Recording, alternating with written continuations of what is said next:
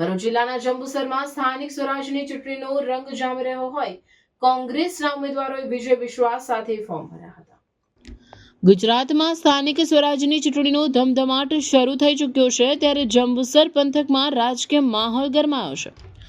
જંબુસર બેઠકો પર આ વખતે ભાજપ, કોંગ્રેસ અને આમ આદમી પાર્ટી વચ્ચે ત્રિપાંખીયો જંગ ખેલાવા જઈ રહ્યો છે, જેણે ચૂંટણીને વધુ રસપ્રદ બનાવી દીધી છે। તાજેતરમાં કોંગ્રેસ પાર્ટી દ્વારા તેમના ઉમેદવારોની જાહેરાત કરવામાં આવી હતી, જે અંતર્ગત આજે ઉમેદવારોએ પોતપોતાના મત વિસ્તારમાં સમર્થકો સાથે જઈને ઉમેદવારી પત્રો ભર્યા હતા, જેમાં દેવલા જિલ્લા પંચાયત સીટ પર કોંગ્રેસ તરફથી સવિતાબેન ગોરધનભાઈએ પોતાની ઉમેદવારી નોંધાવી છે। મહિલા અનામત અને સ્થાનિક પ્રશ્નોને વાચા આપવાના નિર્ધાર સાથે તેઓ મેદાનમાં ઉતર્યા છે, તો સારોદ તાલુકા પંચાયત બેઠક પરથી કોંગ્રેસે મુસ્તાક કારભારી પર પસંદગીનો કળશ ઢોળ્યો છે।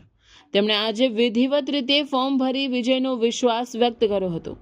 ખાનપુર તાલુકા પંચાયત બેઠક પર કોંગ્રેસના અગ્રણી કાર્યકર અબ્દુલ રસીદ સુલેમાન દ્વારા ઉમેદવારી નોંધાવવામાં આવે છે।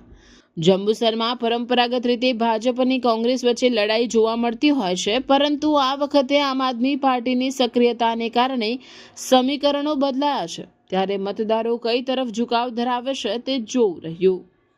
મુસ્તાક મોહમ્મદ કારભારી સારો દરવાજના ઉમેદવાર, કોંગ્રેસના ઉમેદવાર।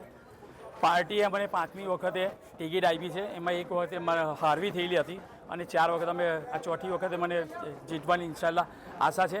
ગામ લોકોના તમામ મને સહકાર છે અને લોકોના વિકાસના કામો સારા કરેલા છે, એટલે લોકો અમારી સાથે છે અને સારી રીતે અમને મતદાન કરાવીને આ વખતે જંગી બહુમતી વિજય કરાવશે।